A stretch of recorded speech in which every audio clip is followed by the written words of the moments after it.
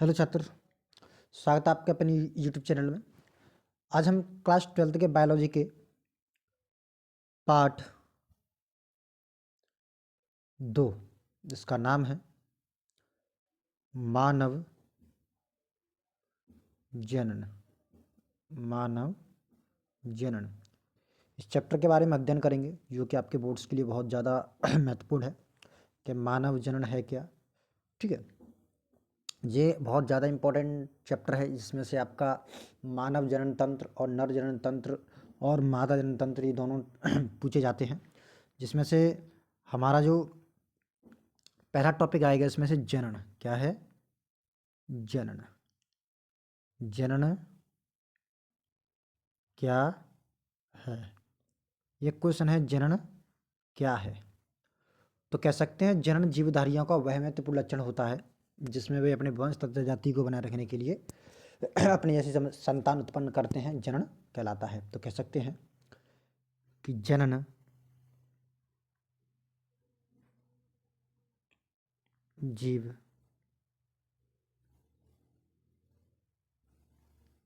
धारियों का वह महत्वपूर्ण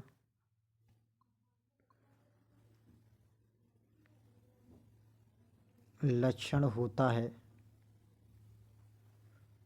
है जिसके द्वारा, ठीक है, जिसके द्वारा सभी स्तनधारी जीव क्या है, स्तनधारी जीव अपने क्या है, अपने वंश तथा जाति को बनाए रखने के लिए, क्या कहते हैं, बनाए रखने के लिए क्या करें, रखने के लिए अपने जैसी संतान उत्पन्न करते हैं। कहते हैं अपने जैसी संतान उत्पन्न करना ही जनन कहलाता है। जनन कहलाता है, ठीक है। कह सकते हैं कि जनन जीवधारियों का महत्वपूर्ण लक्षण है जिसके द्वारा सभी जीव अपने वंश तथा जाति को बनाए रखने के लिए अपनी ऐसी संतान उत्पन्न करते हैं, जनन कहलाता है। जिसमें से हम बात करते हैं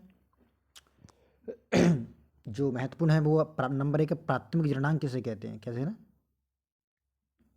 प्राथमिक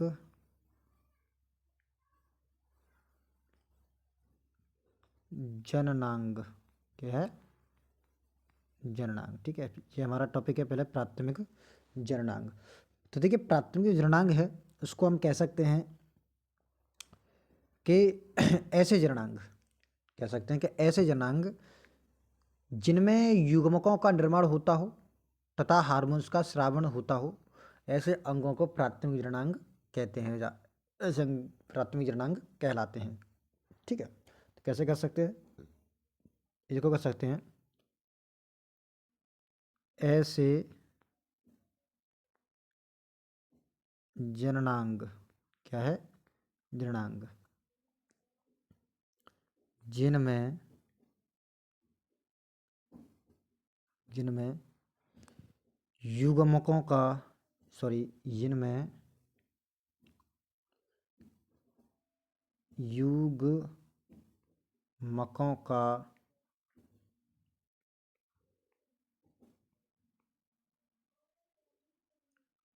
निर्माण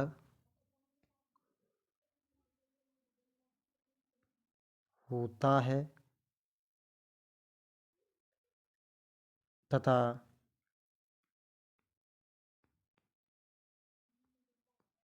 हार्मोन्स का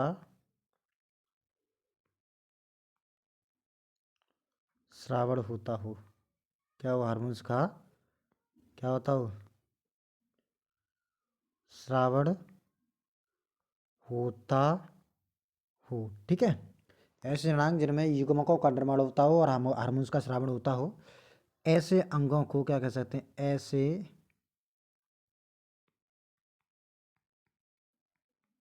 अंगों को क्या कहते हैं, इसको अलग पेन से लिख सकते हैं, ऐसे अंगों को प्राथमिक प्राथमिक क्या कह सकते हैं, प्राथमिक जननांग कहते हैं। ठीक है, क्या कह सकते हैं, ऐसे जननांग जिनमें युग्मकों का निर्माण होता हो और हार्मोन्स का स्रावण होता हो, ऐसे जननांगों को क्या कहते हैं, प्राथमिक जननांग कहते हैं। उदाहरण क्या है हमारा, उदाहरण तो देखिए, नर जो होता है, नर में होते हैं वृषण, क्या है, वृषण। जो मादा है उसमें होते हैं अंडाणु, क्या होते हैं, अंडाणु। ठीक है, ये दो हैं, नर में वृषण होते हैं और मादा में अंडाणु, जो कि क्या करते हैं, हार्मोन्स का स्रावण करते हैं और युग्मकों का निर्माण करते हैं। ये दोनों जो हैं वो क्या है, आपके प्राथमिक जननांग कहलाते हैं। ठीक है, अब बात करते हैं दूसरा आपका आएगा सहायक, क्या है, हेडिंग है सहायक या द्वितीयक जननांग, क्या है, सहायक या द्वितीयक जननांग। ये आपकी हेडिंग है सहायक या द्वितीयक जननांग। तो कह सकते हैं ऐसे जननांग जिनमें ना तो हार्मोन्स का स्रावण होता हो और ना ही युग्मकों का निर्माण होता हो, ऐसे जननांगों को प्राथमिक जननांग द्वितीयक जननांग या सहायक जननांग कहते हैं। ठीक है, कह सकते हैं ऐसे जननांग, इसमें कैसे लिखेंगे, ऐसे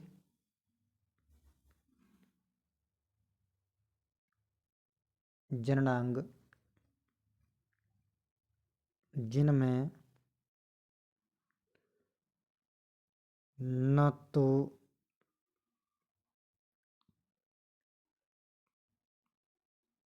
युग्मकों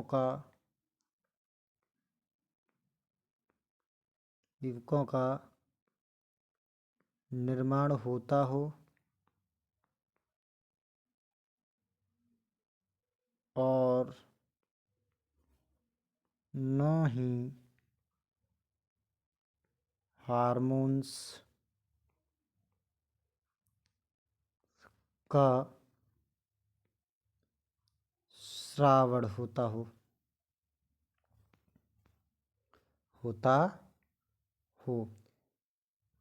तथा क्या कर सकते हैं, होता हो तथा जो जनन में क्या करते हैं, सहायता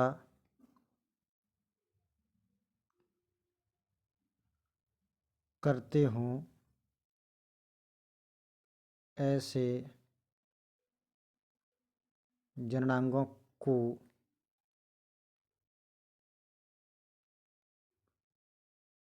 द्वितीयक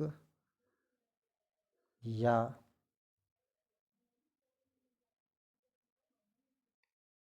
सहायक जननांग क्या करते हैं, सहायक जननांग कहते हैं, क्या करते हैं, कहते हैं। ठीक है, इसके उदाहरण क्या कर सकते हैं, इसके उदाहरण, इसके जो उदाहरण है, इसके उदाहरण कर सकते हैं, जैसे कि नर में क्या कर सकते हैं, नर में क्या इसके उदाहरण हो जाएंगे, शुक्राशय, क्या है, शुक्राशय, मूत्राशय, क्या है, मूत्राशय। सय, कौमा जो शुक्र वाहिनी। ठीक है, ये इसके क्या हैं, ये इसके उदाहरण हैं नर में। और मादा में बात करते हैं, मादा में, मादा तो मादा में है अंडाशय, क्या है, अंडाशय। अंडाशय के साथ साथ स्तन, ग्रंथियां, स्तन, ग्रंथियां, कौमा वेजाइना, वैजाइना, ईटीसी। ये द्वितीयक जननांग या सहायक जननांग हैं जो कहीं ना कहीं तक नर में या मादा में जनन करते समय सहायता करते हैं। ऐसे जननांग को सहायक जननांग कहते हैं। इसमें एक शब्द बार बार आ जाता है, युग्मक। क्या आ जाता, युग्मक। अब युग्मक क्या होता है, देखिए युग्मक 1 और 2, नर में जो युग्मक होता है वो होता है स्पर्म। क्या होता है, स्पर्म। ठीक है, और मादा जो होता है उसमें जो युग्मक वो होता है एग। क्या होता है, एग। ठीक है, ये युग्मक होते हैं, समझा कि नहीं जा, क्योंकि जायगोट बनने से पहले युग्मकों का क्या होता है, संलग्न होता है। उसके बाद ही आपका बनता है युग्मकों का संलग्न होता है, उसके बाद बनता है युग्मनज। युग्मनज से बनता है आपका जो फीटस होता है वो बनता है, जिसके आगे चल के ये बच्चे में परिवर्तित होने लगता है। तो चलिए अब हम शुरुआत करते हैं। नर, ये हमारा बहुत इंपॉर्टेंट टॉपिक है। नर जनन तंत्र बहुत इंपॉर्टेंट टॉपिक है। नर जनन तंत्र ये आपके बोर्ड्स के लिए महत्वपूर्ण है, इम्पोर्टेंट है। आपका क्या है, इम्पोर्टेंट है बहुत ज़्यादा, जो कि पूछा जाता है हर साल बोर्ड्स में पाया जाता है, जब बोर्ड्स में आता है, जो आपके लिए बहुत ही ज़्यादा महत्वपूर्ण है। ठीक है, तो चलिए हम शुरुआत करते हैं इसकी। ठीक है, मनुष्य में नर जनन तंत्र है, तो इसको कैसे कर सकते हैं। पुरुषों के जो कह सकते हैं, इसमें से पुरुषों के जनन तंत्र में एक जोड़ा वृषण तथा अन्य कई सहायक अंग होते हैं। ठीक है, जो पुरुष का जनन तंत्र है उसमें एक जोड़ी वृषण, ठीक है, जो वृषण क्या होते हैं, एक थैलीन्यूमस रचना में स्थित होते हैं और अनेकों सहायक जननांग पाए जाते हैं जो बहुत ज़्यादा महत्वपूर्ण होते हैं। तो देखिए हम बात करते हैं, तो देखिए उसके बाद क्या है, नर जनन तंत्र। नर जनन तंत्र क्या है, इसमें क्या कर सकते हैं, इसमें एक पेयर, क्या कर सकते हैं, एक पेयर। ठीक है, इसमें एक पेयर वृषण, एक पेयर वृषण तथा कई सहायक सहायक जननांग पाए जाते हैं। क्या पाए जाते हैं, जो कि निम्नवत है। ठीक है, जो नर जननतंत्र होता है वो अनेकों भागों से मिलकर बना होता है। क्या होता है, अनेकों भागों से मिलकर बना होता है, जो कि बहुत ज़्यादा ही महत्वपूर्ण होता है। इसको मैं कैमरे की सहायता से दिखाना चाहूँगा। इसमें मेरी स्क्रीन छोटी है, यहाँ पर, जो कि बहुत ही महत्वपूर्ण डायग्राम होने वाला है। देखिए, जैसे कि हम बात करते हैं, मैं इसको कवर करता हूँ, बैक साइड करता हूँ। ठीक है, जिसमें से आप देख सकते हैं ये डायग्राम कुछ ज़्यादा ही महत्वपूर्ण है आपका। ठीक है, अब जो डायग्राम जो है वो आपके बोर्ड्स के लिए बहुत ही ज़्यादा महत्वपूर्ण होने वाला है। ठीक है, जिसमें से आप देख सकते हैं आपका यहाँ पर ये नर जनन तंत्र का डायग्राम है। यहाँ पर आपको अस्थि देखने को मिल जाएगी, आपको मूत्र मार्ग देखने को मिल जाएगा, वृषण, जो अधिवृषण, वृषण, वृषण कोश, और उसके साथ साथ आपका शिशन, शिशन के ऊपर होगा कार्पस ग्रंथि, उसके बाद प्रोटेस्ट ग्रंथि और स्खलन, क्या होता है स्खलन नलिका ये, और उसके बाद आपका आएगा शुक्राशय। ये क्या है आपका शुक्राशय, शुक्राशय के बाद आएगी तुब्बिका और मूत्राशय। तो देखिए अब हम बात करते हैं ऊपर से इसकी बात करेंगे। तो देखिए जो मूत्राशय होता है ये वाला भाग होता है मूत्राशय। ये नर का वह भाग होता है जहाँ पर किडनी द्वारा छना हुआ अपशिष्ट पदार्थ मूत्र के रूप में मूत्राशय में आके संचित होता है। इसमें अनेकों अपशिष्ट पदार्थ पाए जाते हैं जो कि हमारी बॉडी में कुछ ज़्यादा ही हानिकारक होते हैं। तो ये मूत्र के द्वारा ये मूत्राशय में आके क्या होते हैं स्थित होते हैं। अब शुक्राशय क्या होता है? शुक्राशय नर जनतंत्र का वह महत्वपूर्ण भाग होता है, या नर जनतंत्र का वह महत्वपूर्ण भाग होता है जिसमें क्या होता है, जिसमें बहुत से शुक्राणु क्या करते हैं आकर ठहरते हैं, क्या करते हैं रुकते हैं, या स्टोरूम ऑफ स्पर्म कह सकते हैं इसको, किसी को शुक्राशय को। इसके बाद स्खलन, स्खलन का मतलब क्या होता है? उत्तेजना होने पर वृषण में या शुक्राशय में पाए जाने वाले शुक्राशय इस वृषण नलिका द्वारा क्या कहते हैं वृषण नलिका द्वारा या शुक्र वाहिनी द्वारा क्या करते हैं वो पिशन की ओर क्या करते गति करने लगते हैं। ठीक है, उसके बाद है प्रोटेस्ट ग्लैंड। आपको याद होना चाहिए प्रोटेस्टेट एक ऐसी ग्लैंड है जो कि नर में पाई जाती है, मादा में बिल्कुल नहीं पाई जाती। और प्रोस्टेट ग्रंथि एक ऐसी ग्रंथि होती है जो मानव शरीर में सबसे महत्वपूर्ण होती है, जो कि स्पर्म बनाने में अपनी महत्वपूर्ण भूमिका निभाती है। उसके बाद शिशन कंद। शिशन कंद का मतलब क्या होता है? ये सबसे अंतिम भाग होता है, जहाँ से शिशन का अंतिम भाग होता है, कह सकते हैं इसको, इसका आधार कह सकते हैं, शिशन का आधार कह सकते हैं किसको? शिशन स्कंद को। ठीक है, उसके बाद आएगा अधिवृषण। अधिवृषण का मतलब है वृषण का आधा भाग। ठीक है, ये वाला आप देख रहे होंगे, ये वाला भाग है जो ये अधिवृषण है। ठीक है, अधिवृषण ये सबसे अंतिम संरचना होती है अंदर की, ठीक है, जो कि इन्हें साधे रखती है। ठीक है, उसके ऊपर आएगा वृषण। वृषण आपने देखा होगा गोल गोल होते हैं, जो अंडे आकार में होते हैं, जो कि बहुत महत्वपूर्ण होते हैं। ठीक है, ये वृषण मानव में क्या करते हैं? शुक्राणु बनने का कार्य करते हैं। उसके बाद वृषण कोश। ठीक है, वृषण कोश शरीर का वह भाग होता है जहाँ पर बहुत सारे वृषण मतलब बहुत सारे नहीं, मानव में एक जोड़ी वृषण पाए जाते हैं। अब वृषण कोश कह सकते हैं वह कोश जिसमें वृषण स्थित होते हैं, जब वृषण कोश कह सकते हैं। ये त्वचा की वह तैलीनुमा संरचना होती है जिसमें दोनों वृषण शरीर से बाहर नीचे की ओर ध्रुवा में स्थित रहते हैं। उसके बाद जो है आपका एक है शिशन। क्या दिया है आपका?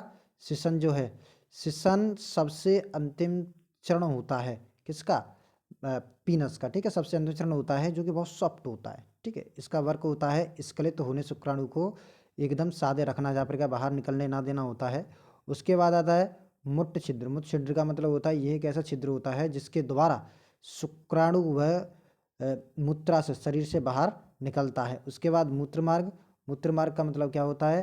यह शरीर में उपस्थित मूत्राशय ये इस नलिका द्वारा शरीर से बाहर निकलता है, इसको मूत्र छिद्र कहते हैं। उसके बाद एक आता है, देखिए इसको देख लीजिएगा, मूत्र मार्ग। यही हमारे पीनस में एक छोटा सा भाग होता है, इसको हम मूत्र मार्ग कहते हैं। ये एक ऐसा भाग होता है जिसमें से होकर मूत्र बाहर निकलता है। ठीक है, ये नर जनतंत्र था जो कि बहुत ज़्यादा महत्वपूर्ण था। ये इसके जो भाग हैं इनको मैं अच्छे से स्पष्ट करूँगा, आप जो आप इसको देख सकते हैं। ठीक है, तो इसके जो महत्वपूर्ण भाग हैं, ठीक है, इसके महत्वपूर्ण भाग, तो हेडिंग क्या है? इसके भाग क्या है? भाग। ठीक है, इसके भाग।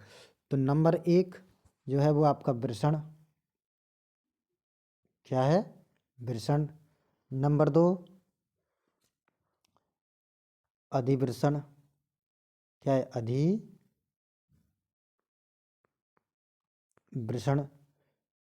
नंबर 3 शुक्रवाहिनी, क्या है? शुक्र वाहिनी। नंबर 4 शिशन, क्या है? शिशन। नंबर 5 सहायक